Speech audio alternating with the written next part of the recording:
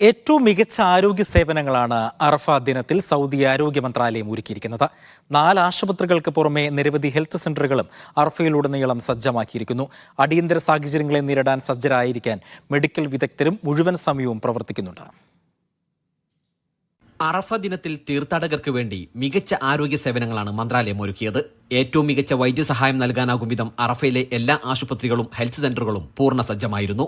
അറഫയിലെ east അറഫ hospital, Jabal Rahma hospital, Nimra hospital, Arafat field hospital എന്നീ പ്രധാന ആശുപത്രികളിൽ അത്യാധുനിക ചികിത്സാ സൗകര്യങ്ങളാണ് സജ്ജമാക്കിയിട്ടുള്ളത്. വിദഗ്ധരായ മെഡിക്കൽ സംഘവും മുഴുസമയവും ഇവിടെ പ്രവർത്തിക്കും. 716 കിടക്കകളാണ് ഇവിടെയുള്ളത്. കൂടാതെ എമർജൻസി സേവനങ്ങൾക്കായി 52 ഹെൽത്ത് സെന്ററുകൾ, അറഫയിലെ 46 സെന്ററുകൾ, കാൽനട യാത്രക്കാരുടെ പാതയിൽ 6 ഹെൽത്ത് സെന്ററുകൾ എന്നിവയും സജ്ജമാക്കിയിരുന്നു. അറഫ ദിനത്തിൽ സംഭവിക്കുന്ന ഏത് അടിയന്തര സാഹചര്യങ്ങളെയും നേരിടാൻ സജ്ജമായിരുന്നു അറഫയിലെ ആരോഗ്യ സേവന കേന്ദ്രങ്ങൾ.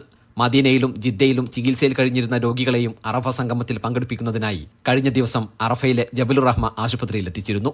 Media 1 Mecca.